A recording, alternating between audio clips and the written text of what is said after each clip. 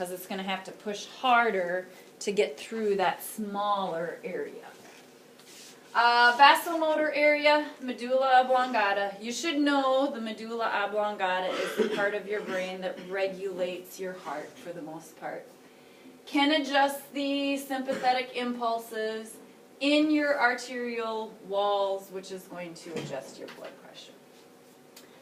Certain chemicals can also affect peripheral resistance, which will affect your blood pressure. Increased carbon dioxide or a decrease in oxygen. If you're not getting enough oxygen, that can cause vasodilation. So high metabolic needs, this would be another reason that exercise affects your blood pressure. Epinephrine and norepinephrine are going to cause your vessels to constrict. So sometimes these chemicals may actually be added if you need to constrict your blood vessels or increase your blood pressure. Blood flow through the venous system is partially part of your blood pressure, but the reason it's not the same is because it is coming back to your heart, so the force is not nearly as great.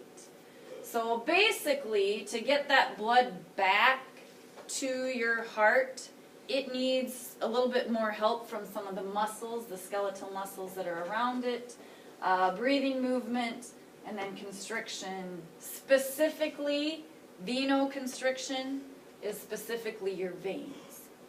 Vasoconstriction deals with all blood vessels, arteries, veins, capillaries.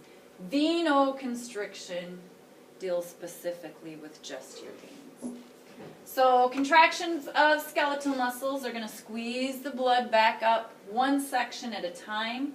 So basically these muscles that surround your veins will squeeze, pump the blood up, squeeze, pump the blood up, squeeze, squeeze, squeeze. It pushes that blood back up one section at a time. Differences in your thoracic and abdominal pressures also help, and that comes from breathing. So this comes from breathing. And then constriction of those veins is going to return the blood back to your heart. And that's where we'll stop for today.